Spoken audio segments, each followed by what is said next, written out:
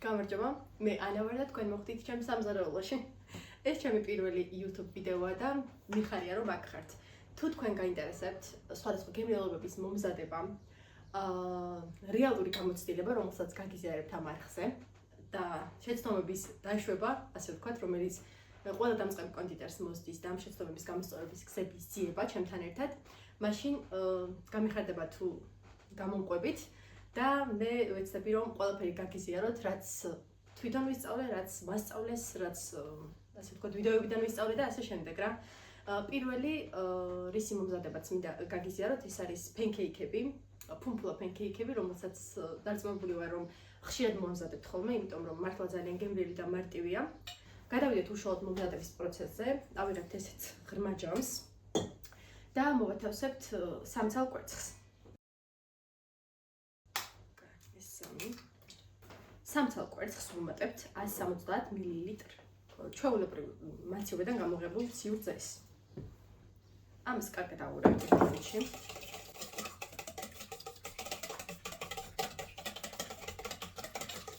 კარგად რომ გაიხსნება კვერცხი ძეში, მაგ დროს უკვე მორეულს წვეთს და ვამატებთ ზეთს, რომელიც არის 50 მლ. თუ მაგალითად სასწორი არ გაქვთ, შეგიძლიათ 1 სიჭი გაიღოთ. ძირითადად სახში გვაქვს ხოლმე 200-250 მლ ეჭიქები და მაგის მიხედვით განსაზღვროთ, ეგეც არ იქნება პრობლემა.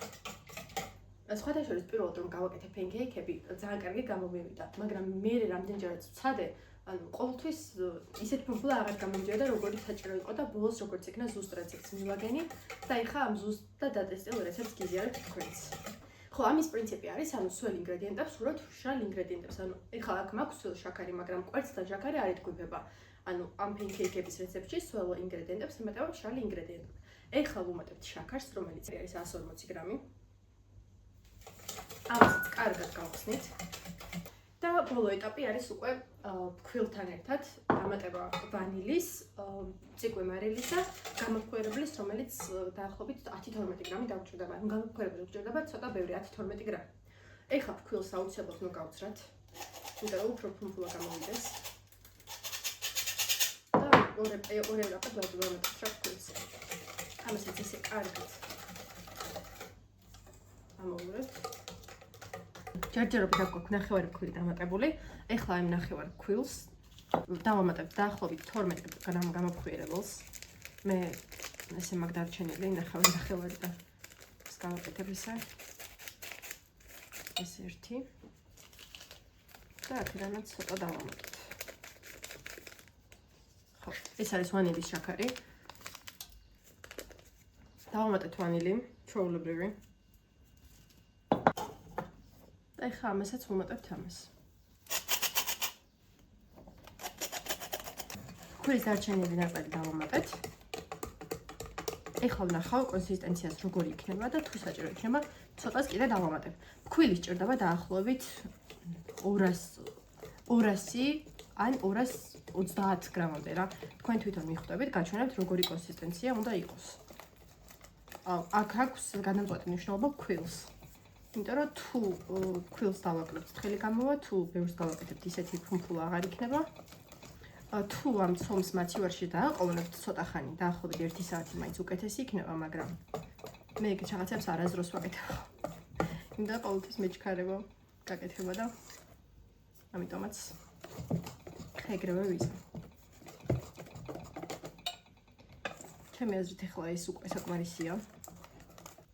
კარგად ავიმრიოთ, ისე რომ კორკოტები არ გქონდეს და ეს კარგად გაიხსნას ფქვილი. სულ გჭირდება მთავარი ინგრედიენტები: ფქვილი, შაქარი, კვერცხი და რძე. ცომი მზად არის, საცხობი ფორმა გაცხელებულია, ძალიან კარგად. ხო, გაცხელებულია. და ახლა შეგვიძლია უკვე ცომი გადავიტანოთ ფორმაზე. ამას დაახლოებით შეგვიძლია 6-იც დავატიოთ, მაგრამ ბევრს არ ვშვები ხოლმე, იმიტომ რომ მისჩვენია კარგად და გემრიელად გადმოვატრიალო, ვიდრე ვიწვალო. და ამიტომ ეხლა 4-ს გავაკეთებ. ესე შეგვიძლია გადმოვიტანოთ. ეს 1, ეს 2, ეს 3, ესეც 4. არ ვითვლი ხოლმე რამდენი გამოდის და წინაზე არ დამითვლია, მაგრამ დაახლოებით 12-დან 15 წლამდე გამოდის. ეხლა დავითვლი და მე რა ზუსტად დაგიწერთ ან გეტყვით. დავალოდოთ ახლა, როდის შეწובה ერთი მხარე, ძალიან ცოტა ხანი ჭირდება განსაკუთრებით მეორე მხარეს. მანამდე ტაფას გავაცხელებ, რომ გაჩვენოთ ტაფაზე როგორ გამოვა. ესეთი ბუშტუკები რო გაიკეთა უკვე არის მზად და მოდი ვნახოთ. ხთაითო. არა უშავს. დის ჩავაჩუჩოთ იქით. ეს.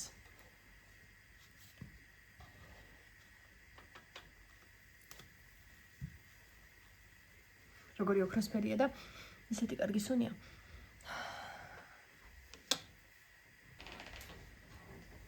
საყვარელი. მზად არის, აი ნახეთ როგორია. აი რაღაცნაირი ძალიან ფუმფულა. ეს ერთი, ეს ორი. ეს ცოტა ხანი კიდე იყოს. ეს მზად არის უკვე. მოდი კიდე დავასხოთ აქ ჩვენ. და მანამდე ტაფა კარგად გაცხელდება, რომ იქაც გაჩვენოთ როგორი იქნება.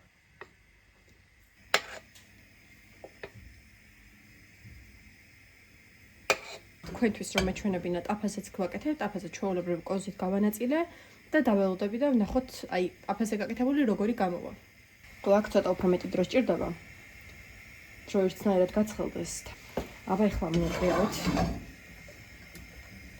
აჰა, იდეალური გამოვიდა აქ. ეს არის ტაფაზე გამომცხვარი. და ეს არის ჩვეულებრივ აი სპეციალურ აპარატზე გამომცხვარი და დიდად არ განსხვავდება სიმართლე რო გითხრათ, რა უბრალოდ ეს უფრო მარტივი არის გასაკეთებლად. ჩვენთვის უფრო მარტივია და უფრო სწრაფად კეთდება. ჯერჯერობით 9 ცალია გაკეთებული და აქ კიდევ ძალიან ბევრია და სადღაც 18-20 ცალი გამოდის რა. საუზმისთვის არის იდეალური. ისე შეგიძლიათ შაქარი არ გაუკეთოთ და გამოვა უბრალოდ მარილიანი ფენკეიქები, რომელსაც საუზმეზე სხვადასხვა რაღაცებთან ერთად შეჭამთ. ეგრეთ შეგიძლიათ. ტოპინგები რასთან შეგიძლიათ მიირთვათ? ნუთელასთან, ჩვეულებრივ როგორც კარპურში იყიდება ესე.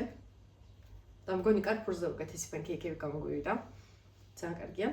შეგიძლიათ სხვადასხვა კონფეტთან ერთად, მაგალითად ეხლა მე მაქვს მოსვის კონფეტი და მაგასთან ერთად შევჭამ. ხო, კიდევ რა უნდა მეთქვა? ეს ჯობს რო ესე, თუმცა გამზადდება. ეს ერთმანეთზე დაალაგოთ, იმიტომ რომ ეს სიფუმფულებს უფრო ინარჩუნებს. ეს სიცხე და ორთქლი რაც აქვს, სიფუმფულეს ანარჩუნებს და ესე ჯობია ესე რომ დაალაგოთ. დავუსრულებ ფენკეიქების წყობა. სულ გამომივიდა 22 ცალი ფენკეიქი. მე კიდევ მეგონა რომ 15-მდე გამოდიოდა. არასდროს დამithვლია და მაგიტომ.